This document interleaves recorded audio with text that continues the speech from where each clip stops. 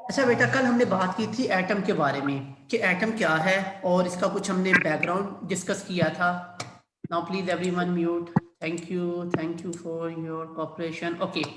अच्छा, अब हमने इसमें बात की थी कि इसको हम क्या कहते हैं। अब यहाँ पे जैसे एक डेफिनेशन लिखी हुई है, atom is the smallest particle of an element. कि एलिमेंट्स का ये क्या होता है, सबसे छोटा स्मॉलेस्ट पार्टिकल है which can be take part in a chemical reaction. अब यहाँ पे दो चीजें हैं, आप काइंडली अपनी बुक पे इसको अंडरलाइन और हाईलाइट कर लीजिएगा। जैसे एक बात उसने बताई स्मॉलेस्ट पार्टिकल, और दूसरा पॉइंट वो बता रहा है कि केमिकल रिएक्शन में ये पार्टिसिपेट कर रहा है। ये बड़ी अहम चीज है आपके लिए। अब अगर मैं आपको एक छोटा सा आपके साथ एक मैं यहाँ पे ब्लॉग जो है वो शेयर करने लगा हूँ, जिससे आपको एटम के बारे में थोड़ा सा और डिटेल में पता चल जाएगा कि हम कहते किसे हैं। Now you can see my screen, this one that I'm going to share with you. अभी आपके सामने ये वाली स्क्रीन आ रही है बेटा। यहाँ पे अब हम एटम की डेफिनेशन देख रहे हैं। अगर आपको इसका लिंक चाहिए तो मैं आपको वो भी सेंड कर देता हूँ, आप अपने पास भी इसको ओपन कर सकते हैं। इट्स माय ओन ब्लॉग, ये मेरे अपने ब्लॉग्स हैं, आप इसको भी देख सकते हैं। मैंने अभी चैट में आपको ये लिंक सेंड किया सबको, ठीक है। After this you can even open this and you can read it, लेकिन अभी मेरे साथ पढ़िएगा, ठीक है। अब इसको ओपन ना कीजिएगा। अब वो कहता है कि ये ग्रीक फिलोसफर से ये सारा हमने पढ़ लिया। डिफाइन करते हैं एटम को कि एटम बेसिकली है क्या। इसमें वो बात करता है जिसमें आप ऐसी चीज के बारे में बताते हैं जो मैटर से बनी है, पहली बात। अब मैटर की डेफिनेशन जैसे आपको पता है, हमने कल भी डिस्कस किया था कि किसे कहते हैं, is made up of very small indivisible, यानी कि जिसको मजीद तोड़ा नहीं जा सकता। इतने वो छोटे पार्टिकल जिसको मजीद तकसीम नहीं किया जा सकता। इसी के साथ मैं आपको इसके बारे में बता रहा हूँ कि ये कुछ साइंटिस्ट हैं जिन्होंने इससे पहले इनके ऊपर काम किया। The first scientist that use the word atom that mean indivisible. यहां तक बेटा अगर आपको कोई चीज समझ नहीं आई, you can raise your hand, otherwise type no. यहां तक अगर एटम के बारे में आपका कोई क्वेश्चन है, you can raise your hand, otherwise type no. Nobody going to reply here. कोई आप में से बात नहीं करेगा, सिर्फ टाइप करेंगे यस और नो। ओके, वेल डन मास। Ali Awais, kindly mute your mic my dear. Okay. अच्छा, एक और इसके साथ हम चलते हैं जिसमें हमने कल मैटर के ऊपर भी डिस्कशन की थी। मैटर क्या है, ये मैटर की डेफिनेशन है, anything that has mass and occupy space. अब इसमें दो चीजें आ रही हैं आपके पास।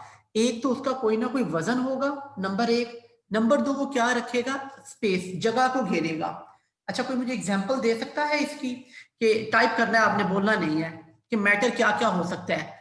Are bodies as well as things around us, examples of matter. Number one यहाँ पे बता रहा है chemistry, we study all types of matter that exist in any three physical states. अब वो फिजिकल स्टेट से क्या मुराद है, यहाँ पे वो कह रहा है जैसे हमारे पास सॉलिड है, लिक्विड है और गैस है। ये फिजिकल स्टेट है मैटर की। अब मैटर के बाद दोबारा वापस आते हैं हम अपने एटम पे। तो ये मैंने दोबारा वो लिंक ओपन किया, यहां पे अब आप एटम को देख सकते हैं दोबारा से, ठीक है। तो इसमें बता रहा है the name atom was derived from the Latin word atomos, जैसे कि हमने कल भी डिस्कस किया इसको, meaning indivisible. In the beginning of the 19th century, John Dalton scientist का नाम है, put forward atomic theory according to its all matter is made up of very small indivisible particle। यानी कि जितना भी अब आपका मैटर है वो किस चीज से मिलके बना हुआ है, बहुत ही छोटे जर्रात जो कि मजीद तोड़े नहीं जा सकते, जिनका नाम हमने क्या रखा हुआ है, या जिनको हम यहाँ पे क्या कह रहे हैं, एटम्स कह रहे हैं। तो ये तो था आज का और कल का जिसमें हमने थोड़ी सा रिवाइज किया एटम के बारे में। तो एग्जांपल बता रहा है, जैसे यहाँ पे हीलियम है, नियोन है, उसके अलावा atom which can indivisible exist, which atom of hydrogen, nitrogen and oxygen don't exist independently. इसके बारे में हम नेक्स्ट बात करते हैं। अब मॉडर्न के बारे में बताता है कि जो मॉडर्न रिसर्च है have clearly shown that an atom is further composed of subatomic particles। ये बेटा इसको अंडरलाइन कीजिएगा, यहाँ पे वर्ड है सब एटॉमिक पार्टिकल्स। इसका क्या मतलब है, इसका मतलब है कि जैसे आपको, अब मैं यहाँ पे एक एटम का स्ट्रक्चर ड्रा करूंगा, इसको आप जरा गौर से देखिएगा। और समझने की कोशिश कीजिएगा। जैसे उसने कहा कि ये एक पार्टिकल है, फॉर एग्जाम्पल दिस वन, और इसको मजीद तोड़ा नहीं जा सकता। पहले तो उन्होंने कह दिया यही एटम है, क्योंकि smallest particle, and they call this one is an atom. Now modern research में अब क्या आ गया, अब जब आपकी मॉडर्न रिसर्च आई, उसमें कहा नहीं जनाब ऐसे नहीं हो सकता, एटम के आगे सब एटॉमिक पार्टिकल्स भी मौजूद हैं। अब जब ये सेंटेंस और ये लफ्ज इस्तेमाल हुआ, इससे हमें क्या चीज पता चलती है कि इस एटम के अंदर मजीद पार्टिकल्स मौजूद हैं जिनसे मिलके ये बना हुआ है, जिसको हम क्या नाम दे रहे हैं, सब एटॉमिक पार्टिकल है। इसका मतलब है कि इनसे पहले जो इन्होंने बात कही कि इसको तोड़ा नहीं जा सकता, ये तो गलत होगी। ठीक है, it's mean atom can be सब डिवाइडेड, इसको मजीद डिवाइड किया जा सकता है। जाहिर है हम इसको डिवाइड करेंगे, स्प्लिट करेंगे, तो ही इसके सब एटॉमिक पार्टिकल हमारे सामने आएंगे। और वो कौन कौन से हैं, that is electron, proton, neutron, hadron, neutrinos, anti neutrons, ये तमाम है। देयर आर मोर देन 90 और you can say that now more than 100 सब एटॉमिक पार्टिकल्स। रिसर्च हो रही है, दिन ब दिन इसके ऊपर काम कर रहे हैं, और से और ज्यादा पार्टिकल्स के बारे में पता लगाया जा रहा है। जी बेटा, यहां तक सब एटॉमिक पार्टिकल। अगर आपके जहन में कोई क्वेश्चन है, you can raise your hand, otherwise type no. This time I need almost 1 2 3 4 students. There should be 4 no now. Yes, Aliyah Wes. Yes, Aliyah Wes, you can ask question because you raise your hand.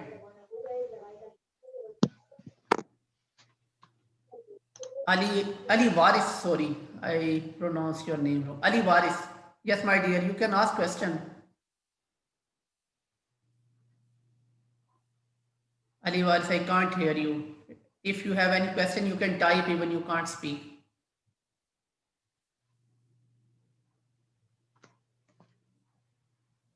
Ali Waris, I can't hear you, and even Mr. Arshad, I also can't hear you. Okay, now I'm going to next. अच्छा जी, यहाँ तक तो हमने बात की atom और उसके सब एटॉमिक पार्टिकल्स की। नेक्स्ट चलते हैं, यहाँ पे वो बता रहा है Swedish chemist Berzelius 1779 to 1848 determined the atomic mass of element. अब इन्होंने क्या किया कि इन्होंने आके एलिमेंट का मास डिटरमाइन कर दिया जी, कि एटम का वजन क्या है। अंडरलाइन कीजिएगा इसको और हाईलाइट कर लें बेशक। A number of his values are close to the modern values of atomic masses. ये बहुत बड़ी अचीवमेंट थी क्योंकि उस वक्त इतना काम करना और विदाउट लेटेस्ट रिसर्च और टेक्नोलॉजीज जो अब हैं वो उस वक्त नहीं थी, और जो कि एक्चुअल और मॉडर्न वैल्यूज के बहुत ज्यादा करीब थी। Berzelius also developed the system of giving elements as symbol. अब ये सिंबल क्या होता है, इसके बारे में थोड़ी सी बात कर लेते हैं। Kindly underline and highlight this word. For this I have a blog for you from which you can easily understand about the symbol.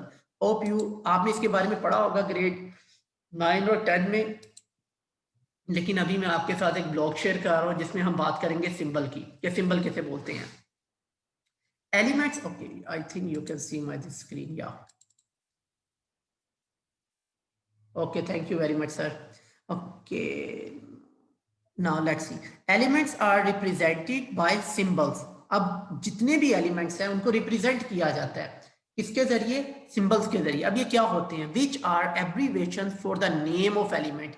आप इस तरह से भी कह सकते हैं जैसे घर में आपका कोई निक नेम रख देते हैं, लेट्स सपोज कोई भी नाम है और आपको किसी दूसरे नाम से बुलाया जाता है, ठीक है, लेकिन एक मिसाल है, ऐसे होता नहीं है इसमें। यहाँ पे उन्हीं के ही नेम्स को एब्रीवेशन के तौर पे इस्तेमाल किया जाता है। A symbol is taken from the name of the element in English, Latin, Greek और German. अच्छा, अब इसकी क्या रीजन थी कि एलिमेंट्स के नेम इंग्लिश में, लेटिन में, ग्रीक में और जर्मन में क्यों हुए? बेटा, इसके पीछे जो सबसे पहली बात आती है कि हर एलिमेंट्स को डिस्कवर और उसके ऊपर काम करने वाले जो साइंटिस्ट थे वो डिफरेंट लैंग्वेजेस, डिफरेंट एरियाज और डिफरेंट कल्चर से बिलोंग करते थे। जो उनकी लैंग्वेज थी उन्होंने उसी लिहाज से उसका नाम रखा। अब केमिस्ट लाजमी तो नहीं है कि अंग्रेजी होगा, लाजमी तो नहीं है कि वो मुसलमान ही होगा, वो हिंदू भी हो सकता है, वो दूसरे रिलीजन से भी हो सकता है, उसकी लैंग्वेज कुछ और भी हो सकती है, और वो जिस भी लैंग्वेज में काम कर रहा था उसने अपनी लैंग्वेज में उस एलिमेंट का नाम रख दिया। If it is one letter it will be capital as H for hydrogen. अगर तो आप हाइड्रोजन लिखते हैं और उसका फर्स्ट लेटर H है तो आप उसको कैपिटल में लिखेंगे। सो दिस, ये थोड़ा सा सिंबल के बारे में हम बेसिक कर लेते हैं, फिर इंशाल्लाह इसके बाद ये सारी चीजें बड़ी आसान हो जाएंगी, आपको समझ आनी शुरू हो जाएगी। इफ इट्स फर्स्ट लेटर, तो पहला जो उसका लेटर होगा उसको हम कैपिटल रखेंगे, N for nitrogen and C for carbon. तो ये तो वो लेटर्स थे जो इंग्लिश में भी थे और इनको हम इजीली प्रोनाउंस कर लेते हैं, और इनका फर्स्ट लेटर कैपिटल करके हम कहते हैं कि ये हाइड्रोजन है। हमें पूरा एलिमेंट का नाम नहीं लिखना पड़ता, HYDROGEN, we just write H। तो केमिस्ट जो हैं और जो केमिस्ट्री से जिनका ताल्लुक है वो इजीली समझ जाएंगे, the capital H mean to say hydrogen, the capital C mean to say carbon. Okay, in case of two letter symbols only first letter is capital, बिल्कुल पहले वाला rule, and the second letter is small like Ca, calcium, for calcium and sodium, and capital, और जो A है इसका वो smaller है और इसको हम सोडियम कह रहे हैं। अब यहाँ पे आपको क्वेश्चन करना चाहिए, mister why are we going to start sodium with N instead of S? कि ये नाम तो इसका S से स्टार्ट हो रहा है लेकिन हम इसके लिए Na क्यों लिख रहे हैं? आपके जहन में ये क्वेश्चन नहीं आया, लेकिन मैंने अब आपके लिए ये असाइनमेंट रखी है। It's an assignment for you, everybody should write, जितने भी स्टूडेंट है वो लिखेंगे ये क्वेश्चन कि why we start sodium Na instead of SNO। Question repeat करूं बेटा मैं आपके लिए कि सोडियम को हम Na से क्यों रिप्रेजेंट करते हैं, या इसका सिंबल Na क्यों है, बजाय इसके कि इसका तो सिंबल होना चाहिए था SO। Everybody understand my question? Then please type yes. If you understand my question and your assignment, kindly type yes in the chat now. Well done. That's good. Very nice. What about this Vivo? Who is this Vivo? I don't know. बेटा मैंने कल भी कहा था आप जब भी join करें अपनी आईडी के साथ ज्वाइन किया करें, इससे मेरे लिए भी आसानी होगी और आपको भी एक नाम जो है आपकी आइडेंटिटी जाहिर हो जाएगी, तो कम्युनिकेशन में ये आसानी आ जाती है। Thank you very much sir, ये आपके लिए नहीं थी otherwise. Okay now and Cl for the chlorine, और Cl के लिए हम क्या लिख रहे हैं, क्लोरीन लिख रहे हैं, जबकि इसका फर्स्ट लेटर जो है वो C है, कैपिटल है, और दूसरा L है। अच्छा जी, यहाँ तक आपको सिंबल्स के बारे में अगर कोई क्वेश्चन है you can raise your hand, otherwise type no.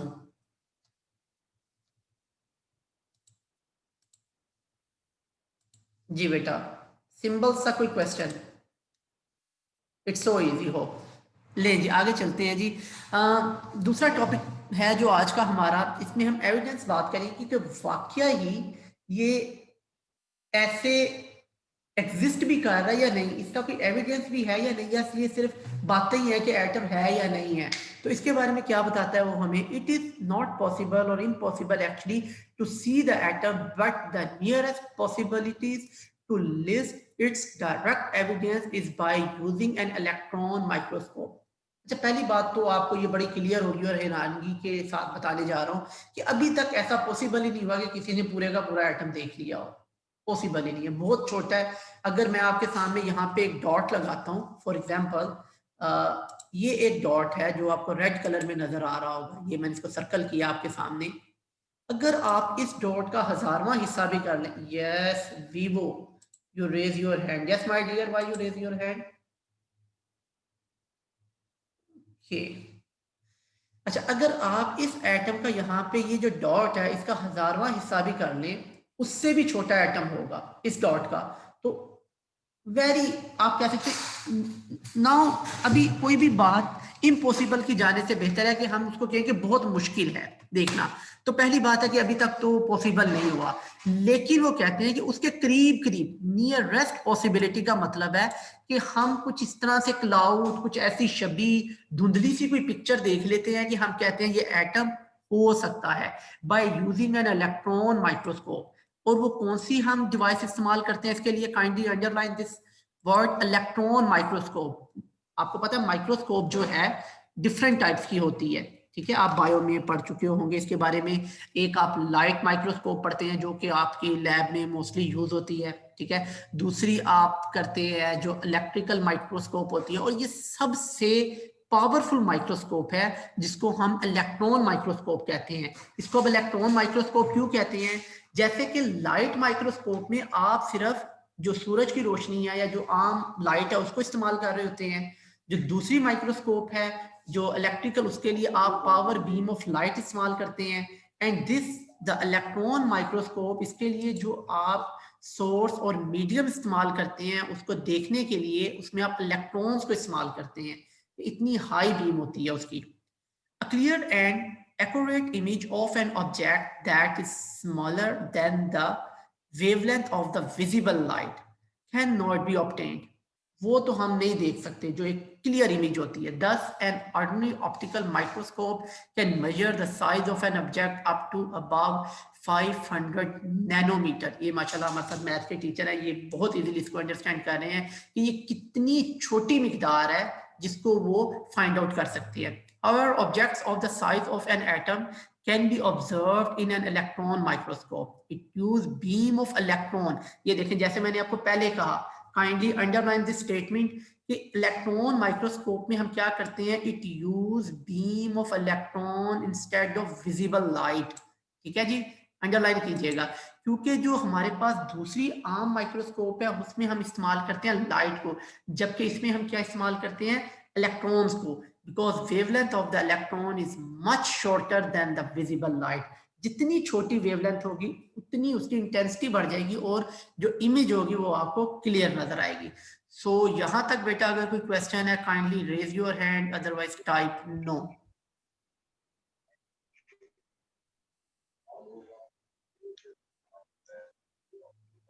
No, thank you, that's great. Ali Awais, okay, अच्छा जी लास्ट पार्ट देखते हैं इसी का। We have only 5 minutes remaining. Show electron microscope photography, ये आपके सामने एक उसकी तस्वीर है जो आपने इलेक्ट्रॉन माइक्रोस्कोप में देखी हुई है। उसमें आपको कुछ लाइंस नजर आ रही हैं, डार्क एंड वाइट बैंड्स हैं। देखते हैं कि ये किस चीज़ की हैं। Of a piece of a graphite, graphite आपको पता ही है बेसिकली ये जो आप पेंसिल इस्तेमाल करते हैं लेड पेंसिल, उसमें भी ग्रेफाइट होता है। अगर उसका एक छोटा सा पीस रखा जाए, which has been magnified about 15 millions time. Imagine करें ये आपके जो मोबाइल फोन है ये कितने 2 मेगापिक्सल है और 8 हैं या 10 हैं, जैसे ये आईफोन है वो थोड़ा सा बढ़ जाता है। इसी तरह से अब ये बता रहा है कि 15 मिलियंस टाइम उसकी इतनी बड़ी कैपेसिटी हो चुकी हुई है। The brighter band is the figure और लेयर ऑफ कार्बन एटम। ये जो आपकी ब्राइट है जहां पे व्हाइट कलर का आपको नजर आ रहा है, ये तो है कार्बन। कार्बन कहां से आ गई ग्रेफाइट में? Anybody knows? ये कार्बन का क्या चक्कर है ग्रेफाइट में? जल्दी से बताइएगा, अगर आपको पता है तो type yes, if you don't know type no. Hurry up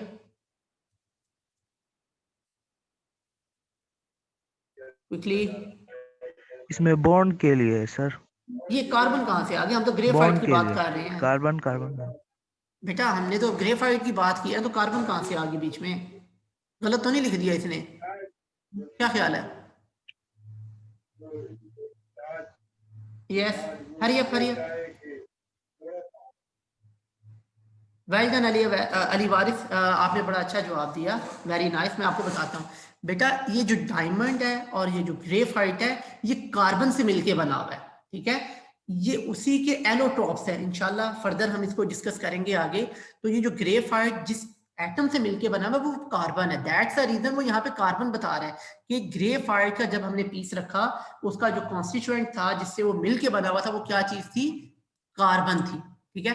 So keep it in your mind. In 20th century, X-rays work has shown that the diameter of the atom of the order 2 multiply 10 raised to power minus 10 मीटर, which is 0.2 nanometre. बहुत छोटा है इसका, जिसको एक उसने imaginary के अभी कहा था। Message of atoms range from, अब उसके मैथ के बारे में बता रहा है, 10 रेज पर माइनस 27 टू 10 रेज पर माइनस 25 kg, किलोग्राम में बता रहा है। अगर आप इसको कन्वर्ट करेंगे मिलीग्राम में तो बहुत कम हो जाएगा। They are often express in atomic mass unit, AMUs के बारे में बता रहा है, ये इसके अपने यूनिट्स हैं। इंशाल्लाह यूनिट्स पे भी बात करेंगे हम लोग। When 1 AMU is equal to 1.661 multiply 10 raise to power -27 kilogram. तो एक AMU को कन्वर्ट करने के लिए आपको इससे करना पड़ेगा, तब जाके ये एक AMU के बराबर आएगा। What is AMU? Atomic mass unit इसको हम कहते हैं। इंशाल्लाह इसके बारे में भी नेक्स्ट हम डिटेल में डिस्कस करेंगे। सो यहाँ तक कोई क्वेश्चन है बेटा तो आप पूछ सकते हैं, otherwise type no, because we have remaining only 2 minutes. Sir microscope से जी जी बोले, क्या वो माइक्रोस्कोप को? सर माइक्रोस्कोप से इसका मास भी नहीं नहीं नहीं, माइक्रोस्कोप से उसका इम्पॉसिबल, मास भी वो फाइंड नहीं कर कर सकते हैं सर सकते, नहीं कर इलेक्ट्रॉन। सकते। माइक्रोस्कोप से नहीं बेटा, उससे सिर्फ विजुअल, वो सिर्फ आपको देखने के काम आती है।